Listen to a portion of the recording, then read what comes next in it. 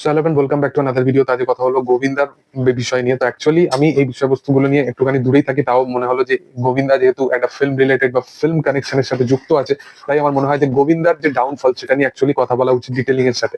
তো গোবিন্দা এমন একজন অভিনেতা যে 80s বা 90s এর টাইমে বিশাল রম্য নিয়ে কাজ করেছে, এবং গোবিন্দা অ্যাকচুয়ালি সেরকম লেভেলের সুপারস্টার বা তার এরকম স্টারডম ছিল একটা টাইমে, যখন কিন্তু যে স্টারডমটা অ্যাকচুয়ালি সালমান, শাহরুখ বা আমির তাদেরকে যে লেভেলে দেখা হয় সেরকম অনুযায়ী কিন্তু গোবিন্দা একটা তখনকার দিনে স্টার ছিল। ইভেন ইভেন গোবিন্দার এমন একটা টাইম ছিল যখন গোবিন্দা একটা দিনে 32টা বা 33টা ছবির সাথে একসাথে অ্যাসোসিয়েট হয়েছিল। ইভেন ডেভিড ধাওয়ানের সাথে তার তো ম্যাক্সিমাম ছবি ডেভিড ধাওয়ানের সাথে, এবং সেই জুটিটার মোস্ট প্রবাবলি প্রত্যেকটা ছবি কিন্তু সুপারহিট হয়েছিল। এবং কমেডি জনারের ছবি যেটা বলিউড থেকে প্রায় বিলুপ্ত হয়ে গেছে, সেই জিনিসটাকে একমাত্র গোবিন্দা নিজের কাঁধের মধ্যে বাঁচিয়ে রেখেছিল, যেখানে সে রমকম সিনেমা থেকে শুরু করে কমার্শিয়াল সিনেমা পর্যন্ত, এবং সেখানে কোথাও গিয়ে কমেডি এলিমেন্টসটা এবং গোবিন্দার একটা নিজস্ব আলাদা ইমেজ কিন্তু হয়ে গেছিল। কারণ গোবিন্দার যে লেগেসিটা, গোবিন্দার আগে কিন্তু কোনো এরকম অ্যাক্টর ছিল না, অভিনেতা ছিল না যে শুধুমাত্র কমেডির মাধ্যম দিয়ে অডিয়েন্সকে সিনেমা হলে নিয়ে আসবে বা এন্টারটেনের মাধ্যম দিয়ে। আমরা সবসময় কমেডিয়ান্সকে একটা সাইড লাইনের মধ্যে বা একটা আলাদা একটা এক্সট্রা মানে সাপোর্টিং কাস্ট হিসাবে সবসময় দেখেছি, কিন্তু গোবিন্দা এমন একজন অ্যাক্টর যে নিজের কমেডি বা অভিনয়ের মাধ্যম দিয়ে সে কিন্তু অডিয়েন্সকে নিয়ে আসতো, এবং সে একজন ইটসেলফ এইরকম কমেডিয়ান, একজন সুপারস্টার হয়ে দেখিয়েছে। গোবিন্দা প্রত্যেক জনরারের কিন্তু ছবি করতে পারে, সেটা স্বর্গের মতো ইমোশনাল ছবি থেকে শুরু করে প্রত্যেকটা ছবিতে কিন্তু তাকে তোমরা দেখতে পাবে যেখানে সে দারুণ করে। ইভেন গোবিন্দা তার কেরিয়ারের টাইমে এমন একটা পিক টাইমে গোবিন্দা ছিল, যেখানে গোবিন্দা মানে অমিতাভ বচ্চনের যে একটা খুব খারাপ টাইম এসেছিল একটা টাইমে, তোমরা সকলেই জানো, সে পলিটিক্স এর সাথে যুক্ত হয়েছিল। কিন্তু কোথাও গিয়ে তার মানে বলতে পারো তার অভিনয় সত্তাটাকে বা তার ওই আহ, একটা পার্সোনালিটিকে কোথাও গিয়ে রিভাইভ করার জন্য সে অনেক রকম ছবির সাথে অ্যাসোসিয়েট হচ্ছিল, কিন্তু প্রত্যেকটা ছবি কিন্তু সবকটা ছবি কিন্তু ফ্লপ হচ্ছিল। কিন্তু অমিতাভ বচ্চন তারপর তার কাছে যখন ডেভিড ধাওয়ান বাড়ি মিয়া ছোটি মিয়ার মতো একটা স্ক্রিপ্ট নিয়ে আসে, তখন সে ছবিটা করার জন্য সে বিশালভাবে এক্সাইটেড হয়ে পড়ে যে গোবিন্দার সাথে সে যেহেতু কাজ করছে, সেই কাজটা কোথাও গিয়ে একটা তার ক্যারিয়ারের জন্য একটা রিভাইভ মোড নিয়ে আসবে। কিন্তু গোবিন্দা আনফর্চুনেটলি সেই কাজটা করার জন্য মানা করে দেয়, এবং যেহেতু তার মা এবং বাবা দুজনেই সেই টাইমে মারা গেছিলেন সেই কারণবশত।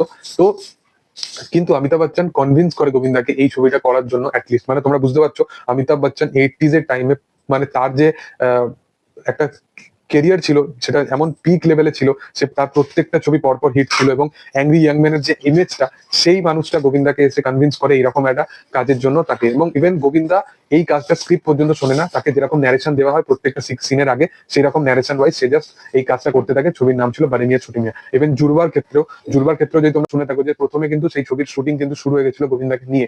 পরবর্তী টাইমে সালমান খান গোবিন্দাকে রিকোয়েস্ট করে যে এই কাজটা কোথাও গিয়ে মানে তাকে দিয়ে দেওয়ার জন্য। তো সেই কারণবশত কোথাও গিয়ে জুড়বা ছবিটা সালমান খানকে দেওয়া হয় পরবর্তী টাইমে। তো গোবিন্দা এমন একটা সুপারস্টার সেই টাইমে ছিল যে প্রত্যেকটা কাজের সাথে অ্যাসোসিয়েট ছিল, প্রত্যেকটা কাজ যে কাজে সে হাত রাখতো সেটা কিন্তু সুপারহিট একটা কাজ হতো। কিন্তু গোবিন্দা আজকে সেই জায়গায় নেই যেখানে একটা অমিতাভ বচ্চন বা মিঠুন চক্রবর্তী বা সেরকম একজনকে আমরা দেখতে পাই, কারণ গোবিন্দা নিজেকে কিন্তু ফিল্ম লাইন থেকে ধীরে ধীরে কিন্তু কোথাও গিয়ে একটুখানি সরাতে শুরু করেছিল। এর পিছনে রিজনটা হচ্ছে গোবিন্দা মিডিলে কোথাও গিয়ে পলিটিক্সে অ্যাসোসিয়েট হয়, বা গোবিন্দাকে যদি কোনো রকম যদি ক্যামিওর কাজে বা কোনো রকম কাজে যেখানে সেকেন্ড হিরো হিসেবে বা সেকেন্ড লিড ক্যারেক্টার হিসেবে যদি তাকে অ্যাপ্রোচ করা হয়, তো সে এইরকমই একটা স্টারডম বেসড একটা সবসময় একটা নিজের মধ্যে একটা ইমেজ ক্রিয়েট করে রাখার চেষ্টা করে। সে কারণে সেই কাজগুলোর সাথে সে অ্যাসোসিয়েট হয়ই না। যেমন তোমরা যদি দেখো অমিতাভ বচ্চন থেকে শুরু করে প্রত্যেকজন, তারা কিন্তু বা জ্যাকি শ্রফ প্রত্যেকজন কিন্তু এক একটা ক্যারেক্টার, যেমন মোহব্বতের অমিতাভ বচ্চনের রোলটা বা জ্যাকি শ্রফের দেবদাসের রোলটা, মিঠুন চক্রবর্তীকেও তার পরবর্তী টাইমে অনেক এরকম সাপোর্টিং ক্যারেক্টার হিসাবে রোল যেমন কিয়েতে ছিল। তো সেই রকম তাকে কিন্তু অডিয়েন্স সাথে যে কানেক্টিভিটিটা সেগুলো কিন্তু সেই অ্যাক্টরদের যতটুকু আমরা করতে দেখেছি, গোবিন্দাকে কিন্তু সেই জিনিসটা করতে দেখাই যায় না। ইভেন গোবিন্দা অনেক বছর ধরে তার কামব্যাকের প্রচেষ্টা করছে, এবং ইভেন গোবিন্দার মতো অ্যাক্টর যে একটা টাইমে তার কেরিয়ার পিকে ছিল, সেই অ্যাক্টরকে কোথাও গিয়ে একটা স্ট্রাগল ফেসও কিন্তু দেখতে হয়। ইভেন গোবিন্দা রিসেন্ট টাইমে কপিল শর্মার শোতেও আছে, সেখানে এসে তার আপকামিং 2-3টে কাজের ব্যাপারে সে অ্যানাউন্সমেন্টও করে।